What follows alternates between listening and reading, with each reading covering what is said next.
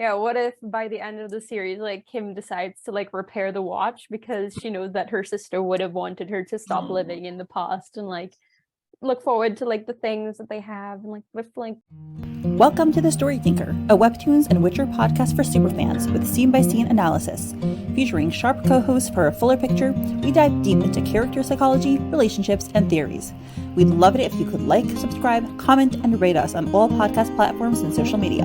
For bonus content, you can support The Story Thinker on Patreon. Let's begin.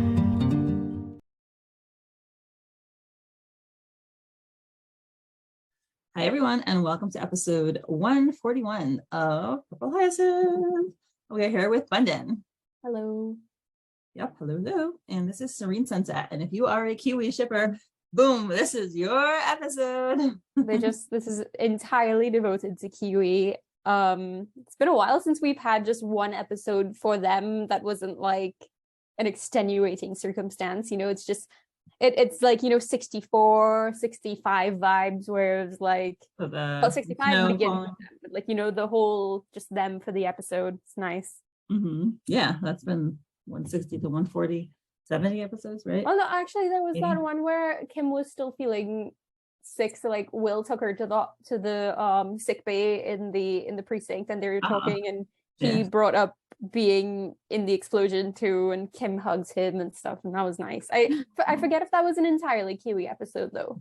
Don't think so, but no. Yeah, it's been a while. Yeah, well, yep, this is definitely the most shippy. Well, I guess we'll talk about Soph's note at the end, because this has a milestone for Purple Hyacinth, apparently. Yep. All right, so we are at the hospital, McIntyre Hospital. It is finally, it's not 6:30, because it's always 6:30. Every clock, at least in the precinct, is 6:30. Finally, it's 2:30, which also doesn't make sense to sunset either. So yeah, like it's sunset. I mean, they could be like further north, and it is kind of like a winterish time right now. So maybe they're like very north, the equivalent of like a Canadian city. Right. Sunset at 2:30. I mean, I even remember when I was in the Northeast for school, for university recently, and like it would get dark at 4, and I was like, what is going on? Why is it so dark so early? Because where I live in the tropics, it like changes. Maybe 5 is like the darkest it'll get in like the middle of winter. We don't have winter. And then like in the summer, it'll be like maybe like it'll get dark around 6 or 7. So I'm just like, why is it doing this? I don't think I could handle living in a place that has like a super early sunset or short days. Yeah, I concur, and this is a problem because yes, my husband is from Holland. The first time I went to Europe in the winter, I had been there in the summer before, and I like, for example, in Holland, the sunset at like 11 o'clock. It was like really, really, really late, and I was like, oh, they must have very short winter days, right? And then I looked up sunset time when I was going in the winter time, and I was like, oh, it's like 5 o'clock. That's not so late. I was like, weird. And then I get there, and we come and we land in France, and it's like 7:30, and it's like dark outside. Okay, whatever, cloudy day. And it's like 8:30, we go out of the airport, and it's dark outside. I'm like, okay. And it's like 9 o'clock, and it's like finally starts rising at like 9. And I was like, what? Oh.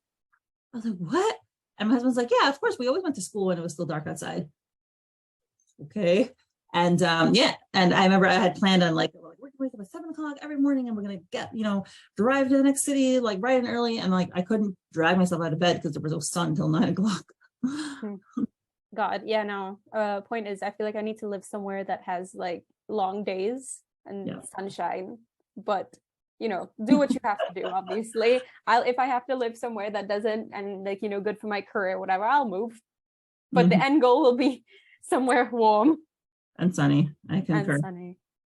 Yeah. Well, now that we have spent 5 minutes on a totally irrelevant detail of the sunset time in Purple Hyacinth land. All right. So Will comes into Kim's bed, and he sees an empty bed and toast with like something on it, but not no Kim. He frowns. He sees the vase, but no flowers, because the flowers are in the garbage. Nice, Kim.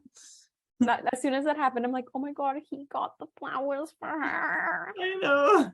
Yeah. He's such a sweetie. By the way, it's just so interesting to see that Will is here like 24/7. Okay, whatever, like a lot. And Lauren hasn't like been back since the first time they brought her there. At least not that we've seen in the comic. I mean, I imagine she's probably visited her just like off screen. And then also the fact she's also investigating right now, like what happened. So in a way, that's how she's helping. But also I feel like her seeing Kim like that will kind of make her feel worse, because she was there when Kim, like, you know, got sick and whatever after they had their little moment. So maybe it's a bit too raw for her still. Will, who wasn't there, and like, as we realized, cares more for her than he realized. Like, you know, him coming there a lot just kind of speaks about how he feels about her and how he like really wants to make sure that she's okay. Yep. Yeah, I think you're right. I think she's visiting her off screen. So yeah. So he goes out and he asks the nurse or whoever it is, "Hi, I'm sorry to bother you. I'm here to see Kim Liddell. She's staying in this room. Do you know where she is?" "No problem at all. You're looking Miss Liddell. She's in the library hospital."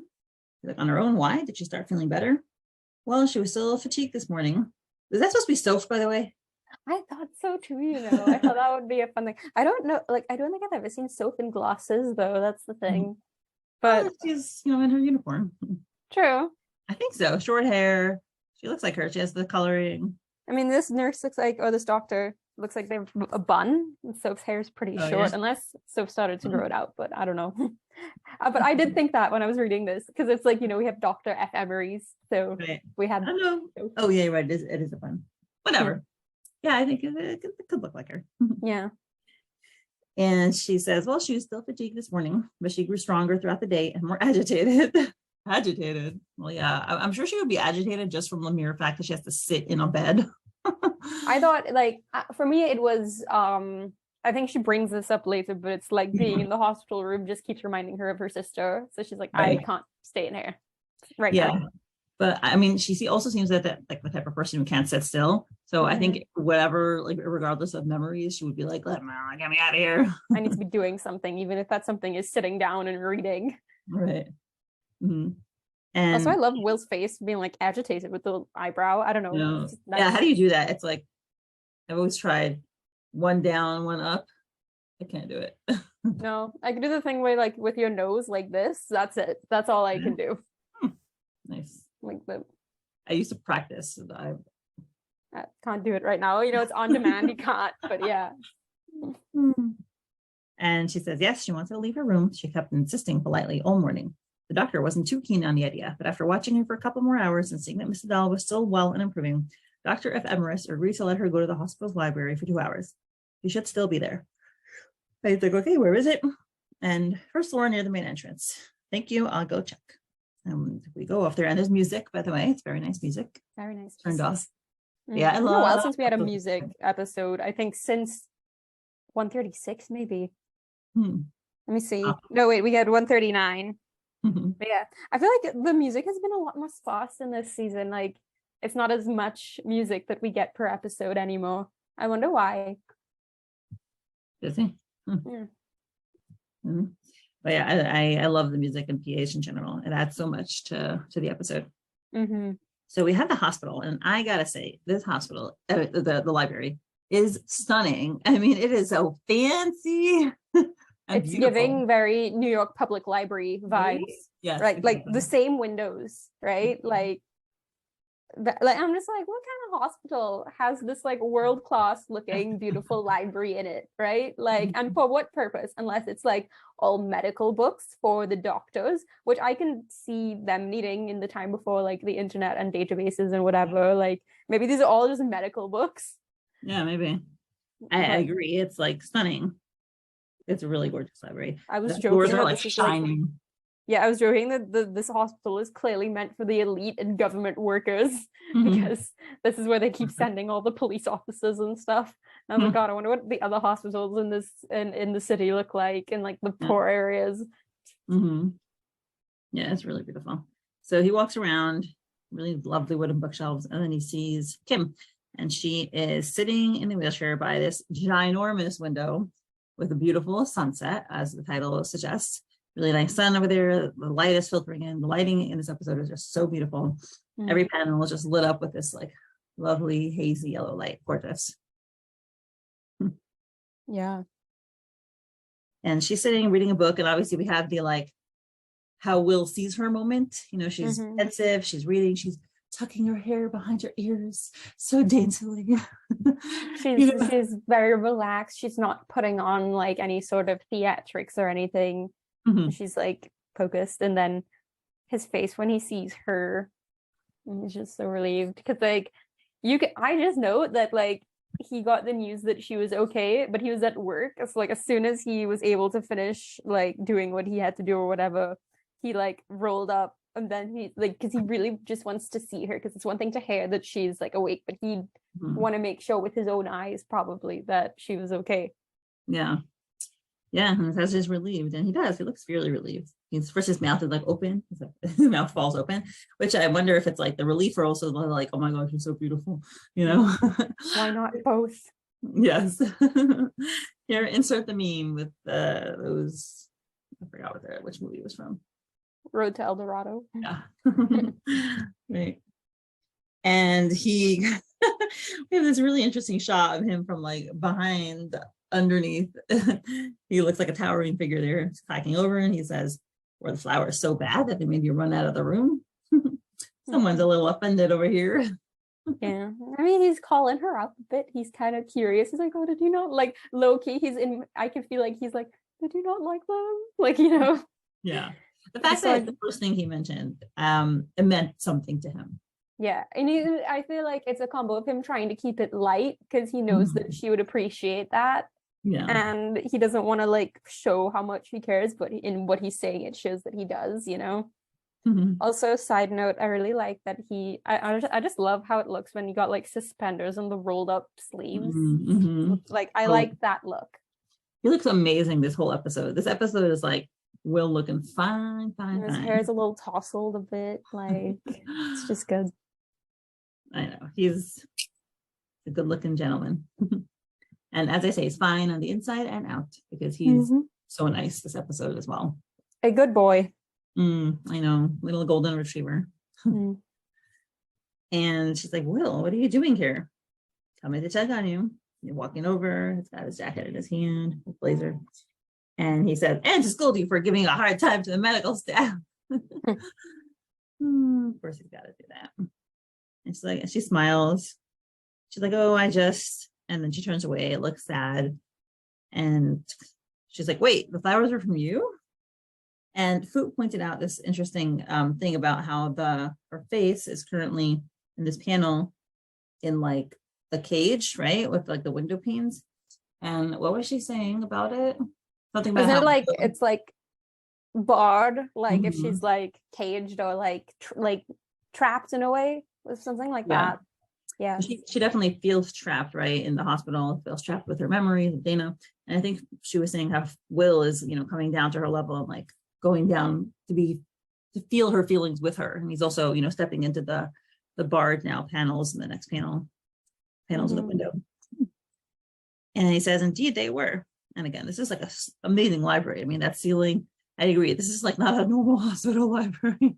No, this is like privately funded and like rich donors. Maybe this was a royal donation or something like that. Like it's New York Public Library vibes. I'm saying, like the wood paneling and the beautiful light fixtures and that ceiling, that arched ceiling you can see behind his head when he says, "Indeed, they were."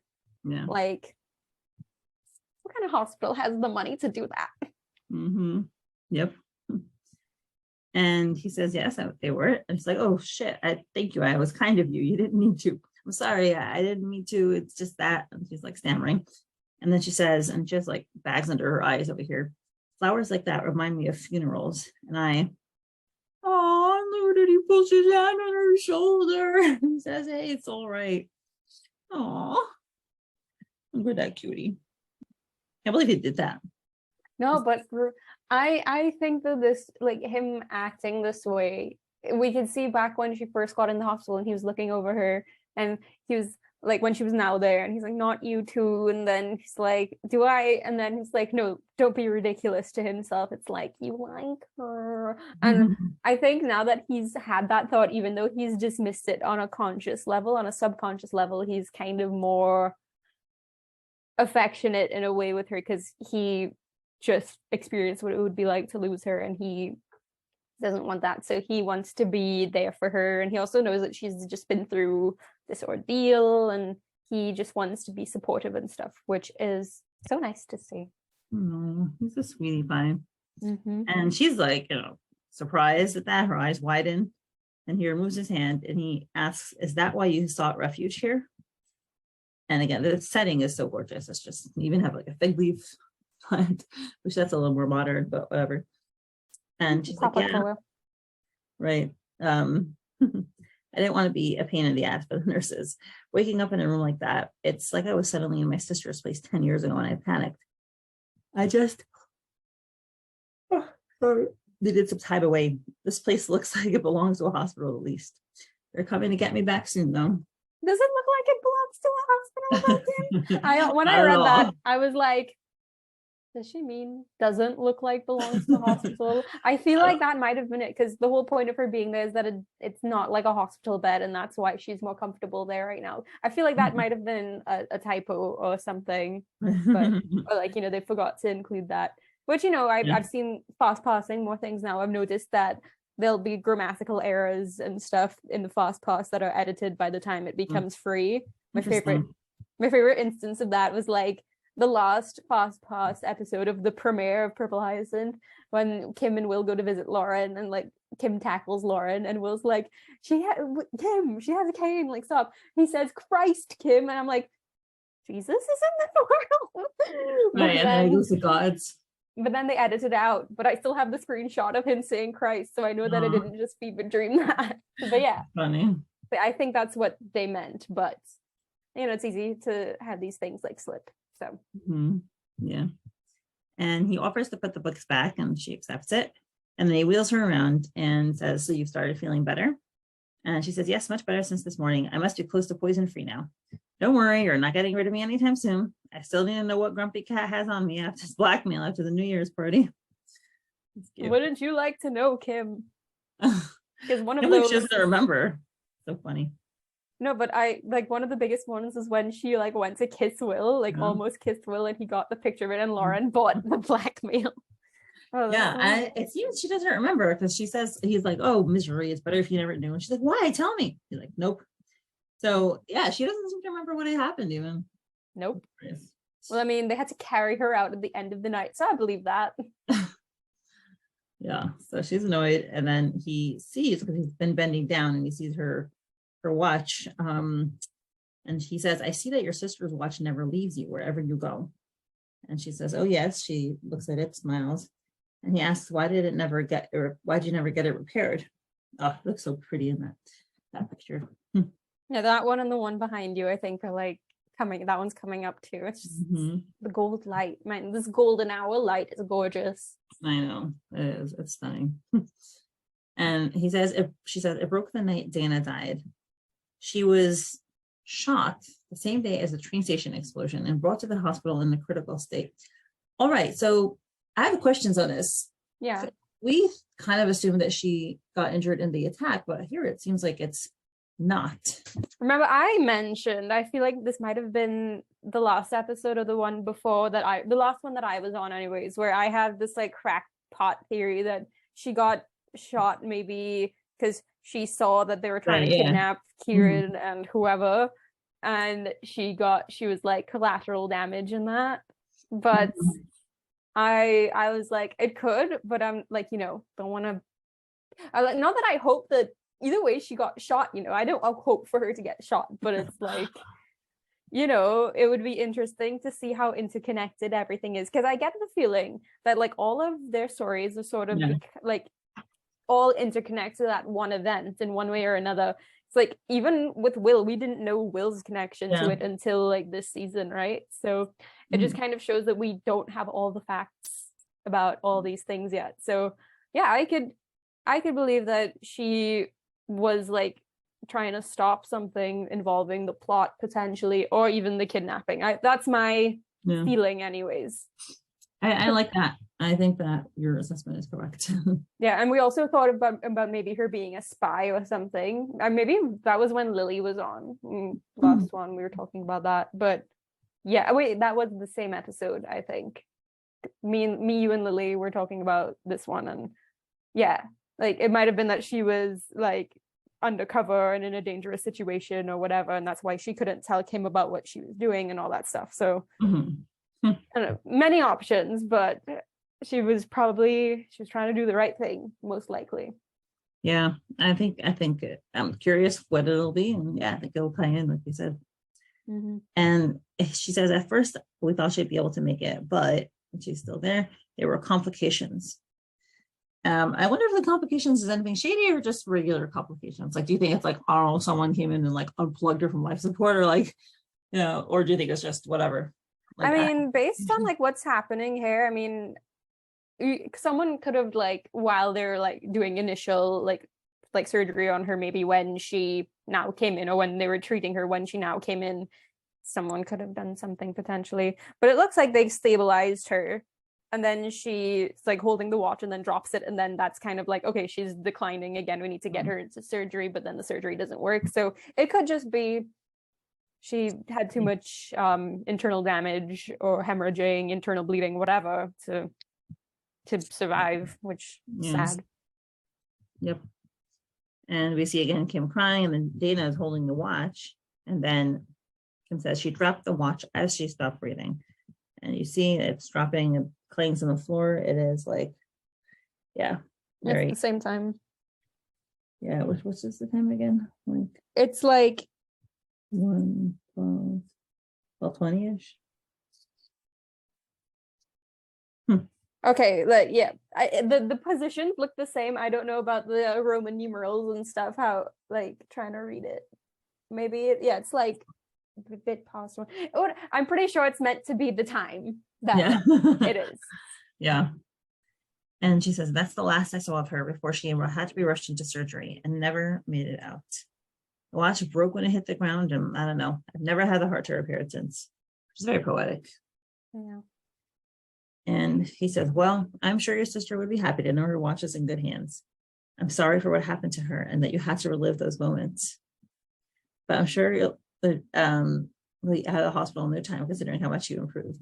Oh my gosh, well, where'd you get so nice? How'd you learn to be so sensitive?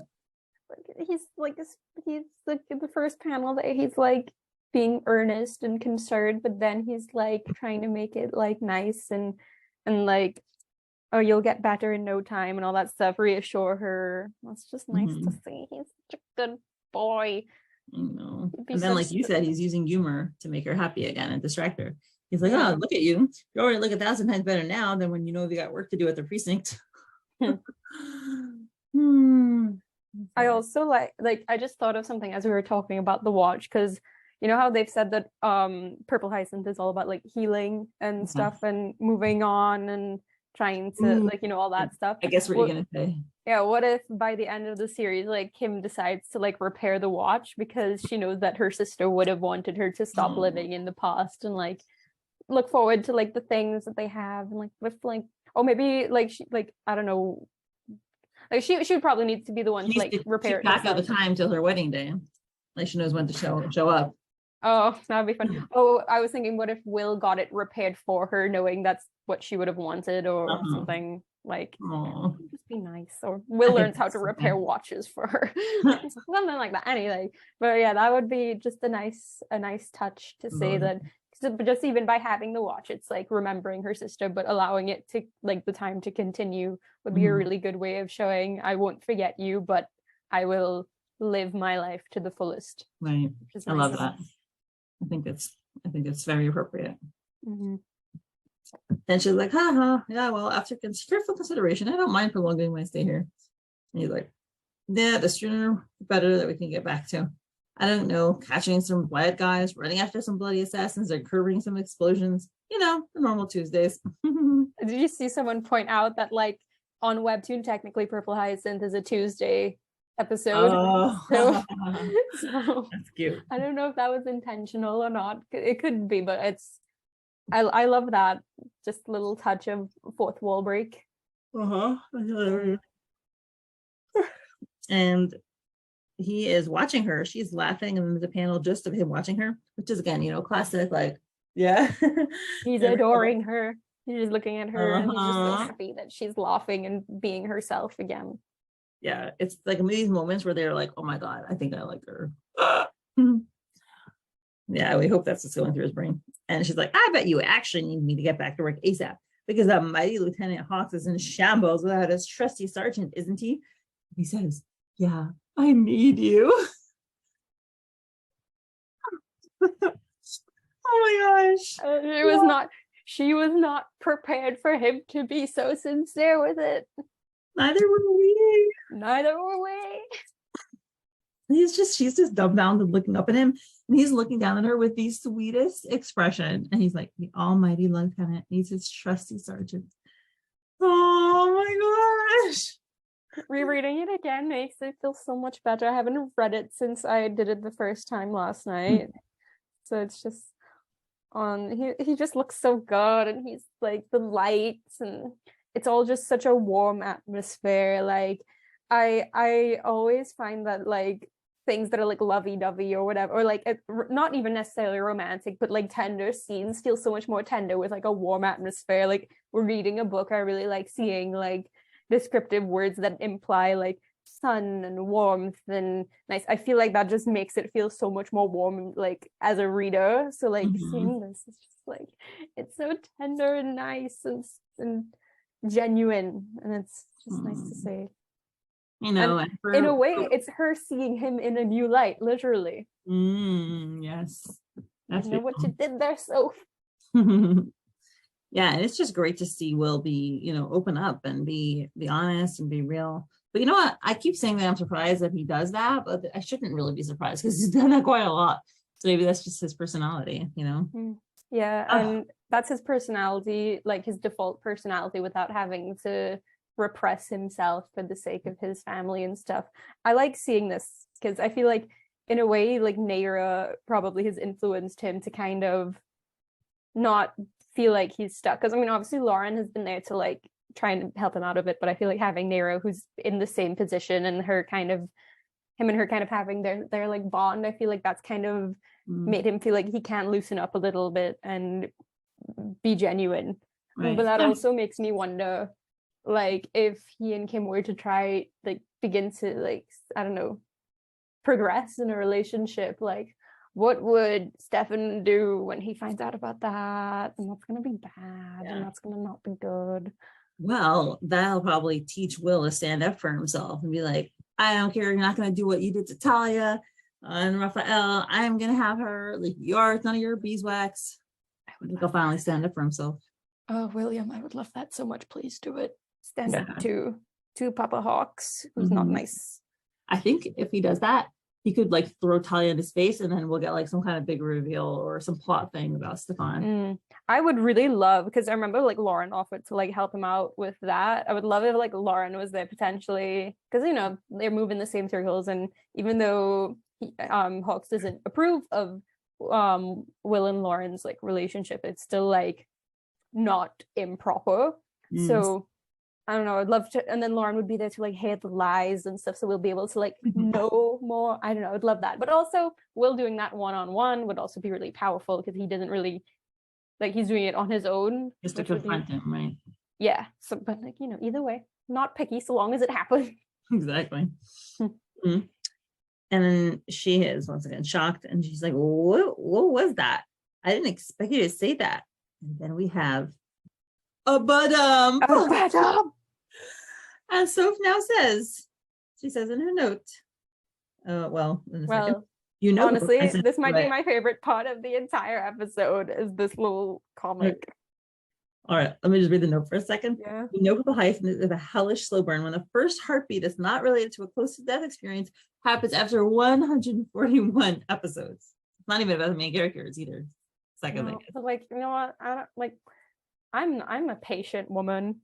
Slow burn. I signed up for it. I know. If I jump into a story that is a slow burn and they get together like what, halfway through, that's not a slow burn.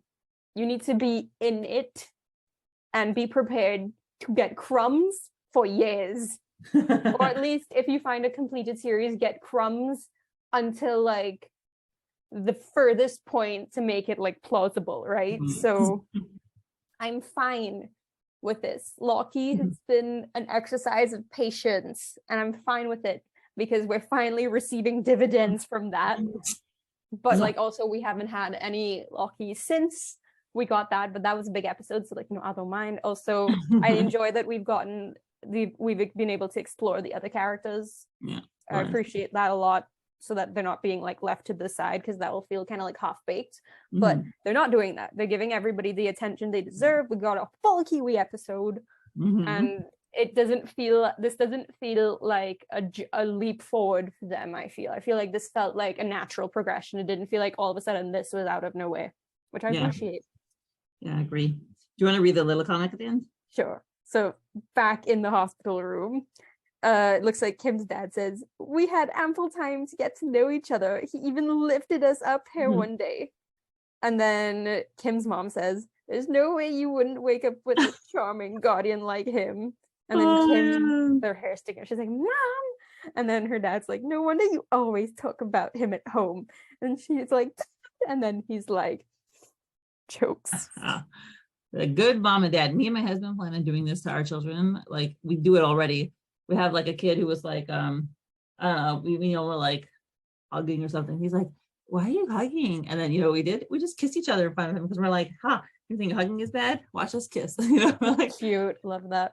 But yeah, I love that the Liddells, one, I like that we finally show them. I get the feeling, this is just a feeling, that they've seen that everybody's kind of been like, where are the parents? Why are they just not at their daughter's bedside, like at all? Because like obviously if they're like they've been, from what we know, they are very caring parents and whatever. So like you'd think that we would see them more, get some stuff with them, but we haven't yet. So I feel like they added this just so that they to have that. But also I like it because it doesn't disrupt like what they had planned in terms of like the flow of each chapter, plot, which I appreciate. But then we get them, and we can assume that they have a very similar sense of humor to their daughters, so like them acting like this is perfectly in character. Also, they're fully ready to accept Will as their son-in-law, and I appreciate that. They're already hugging him. It's really cute. Yeah, he's finally deserved. Yeah, finally getting some familial affection that he hasn't had since his mom wasn't sick and his brother was there. Poor baby. Poor baby. But you know, he's fine. The Liddells will make up for it. They will give him twice the amount that he's due. His face also. He's just like... It's really cute. Yeah, I hope we see more of this later on in canon, I guess. All right. So, what's your favorite panel? Oh, God. This episode, we're spoiled for choices with this episode, right? I think, right? I think mine is the one where he says the almighty lieutenant needs a trusty sergeant. Yes, I was about to say this one. Yeah. Well, that's a unequivocal uniform choice.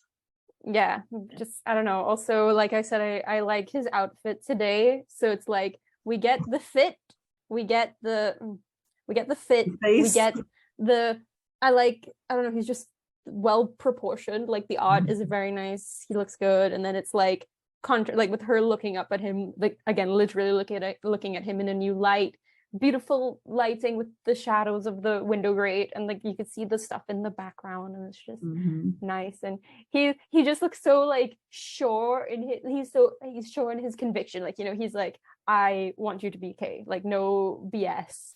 And it's just nice to see him be honest. And Kiwi, man, like I'm not like Kiwi's not my number one, but it's still good. It's a good ship. People who don't like Kiwi, I'm like, what is wrong with you? Like, Kiwi is nice. Yeah, they're sweet. They're funny. They are opposites in many ways, so it's interesting to see how they change each other. Yeah, they've got a different type of enemies to lovers dynamic than locky has, where it's like they're not literal enemies, but they're like squabblers. Yeah, they're rivals, or not even rivals. They like, you know, they, like you said, squabble. So they butt heads a lot, but that whole dynamic where they butt heads and they seem so opposite, but then they can come together on certain things. And it's just Kiwi, man. It's good. It's good fruit. It's good ship. Right, and epitomizes them very well. All right. Any other thoughts on the episode before we close out? I can't believe we got a 𝗏𝗏 Hyacinth. I would never expect that. Like, what is this? Yeah. A romance webtoon? Like Badum, but also it's perfect for like what happened because she was not ready.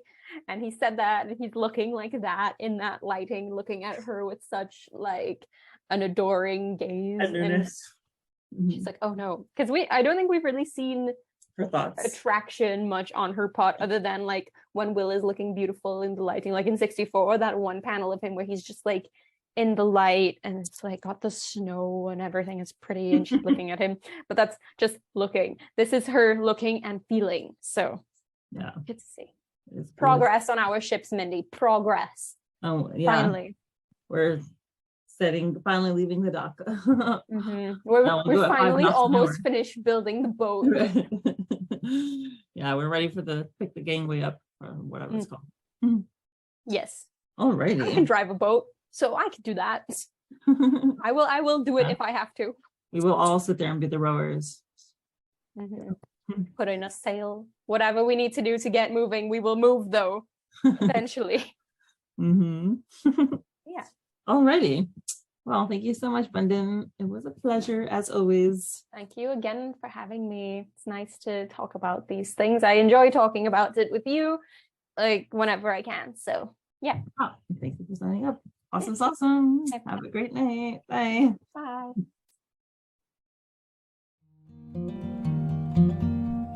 Thank you to my current patrons, Susie, Lady Lepris, Lily, Molly, Veronica, Emily, Joe Rochelle, Saucy Toggles, Anne Rose, Alexa, Misty, Joanne, Imelda, Esther, 𝗏𝗏𝗡𝗎𝑒𝑢 Emily, Jean, Jen, Kay, Lily, Beckett, Christine, Cindy, Teresa, Mrs. Castaldo, Nitty, and 𝗏𝗏𝗡𝗏. Your support is truly appreciated.